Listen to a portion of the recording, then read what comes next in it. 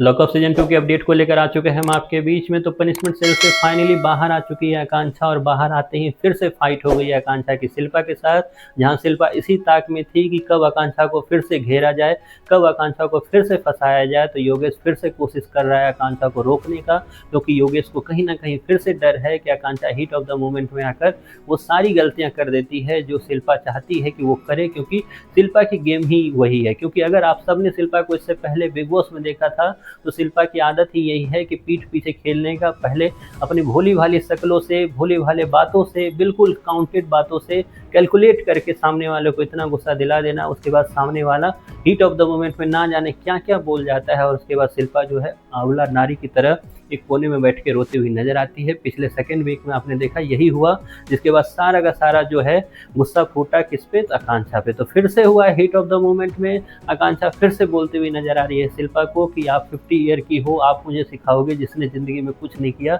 वहीं पे शिल्पा जो है वो भी बताती हुई नजर आएगी कि क्या तुम इस उम्र में जब ऐसी हो तो आगे तुम कर क्या पाओगे। ये सब कुछ कैसे हुआ, ये सब कुछ तो एक्चुअली में ये सब कुछ कराया है रितेश देशमुख ने, क्योंकि रितेश देशमुख ने जेल में एक नया कॉन्सेप्ट लेकर आ गए हैं वो, क्योंकि कंट्रोलर और डिपेंडेंट के इस खेल में ये भी खेल रखा गया है कि कंट्रोलर जितने हैं वो डिपेंडेंट पे कुछ भी अपना ऑर्डर कर सकते हैं, और जहां डिपेंडेंट के रूप में आकांक्षा है तो कंट्रोलर के रूप में वहीं पर शिल्पा है। और शिल्पा बोलती हुई नजर आएगी कि बेड बना दो या कोई और भी काम देती हुई नजर आएगी, जानबूझकर शिल्पा ये करती हुई नजर आएगी। वहीं पर आकांक्षा को लगेगा कि जानबूझकर मुझे बुली करती हुई नजर आ रही है, तो आकांक्षा इस चीज़ को टालने का काम करेगी। लेकिन इस चीज़ को टालते टालते इस चीज़ में किस तरीके से फाइट हो जाती है और किस तरीके से फिर से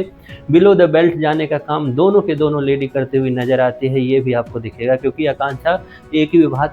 भी बात लेकर सहती नहीं है, वो टू द पॉइंट मुंह तोड़ जवाब देने का काम अब तक उसने किया है, और फिर से वो यही काम करते हुए नजर आ रही है शिल्पा। फिर से वही काम जो है, क्योंकि वीकेंड पे शिल्पा ने सुन लिया कि ये जो सीनियरिटी है और जूनियर वाला जो कॉन्सेप्ट है वो आगे जाकर काफ़ी ज़्यादा गहराने वाला है। तो इस बार शिल्पा उसी ताक में है कि मैं फिर से इससे गलती कराऊंगी, ये गलती करेगी और वीकेंड पे सारा का सारा गुस्सा, सारे का सारा टारगेट जो है आकांक्षा होने वाली। वहीं पर योगेश जो है फिर से ट्राई करेगा आकांक्षा को रोकने का, फिर से ट्राई करेगा कि वो फिर से ऐसी गलती ना करे, जिसके बाद फिर से उसे एक तरह से वीकेंड पे सुनाया जाए। तो वहीं पर राम कपूर से लेकर बाकी लोग भी जो है इस बार आकांक्षा को रोकते हुए नजर आएंगे, क्योंकि सब के सब जो है भेड़ चाल में चलने वाले हैं वीकेंड पे, क्योंकि सबको बता दिया गया कि आप लोगों ने एक बार भी आकांक्षा को नहीं रोका, तो इस बार सब जो है आकांक्षा को रोकते नजर आएंगे। ऐसे में शिल्पा जो है अपना काम करके फिर से सुमरी से निकलने का काम करेगी, और शिल्पा के चक्कर में फिर से ये हीट फाइट होने वाली है। आपको दिखेगा किस तरीके से शिल्पा और आकांक्षा के बीच में टू द पॉइंट पे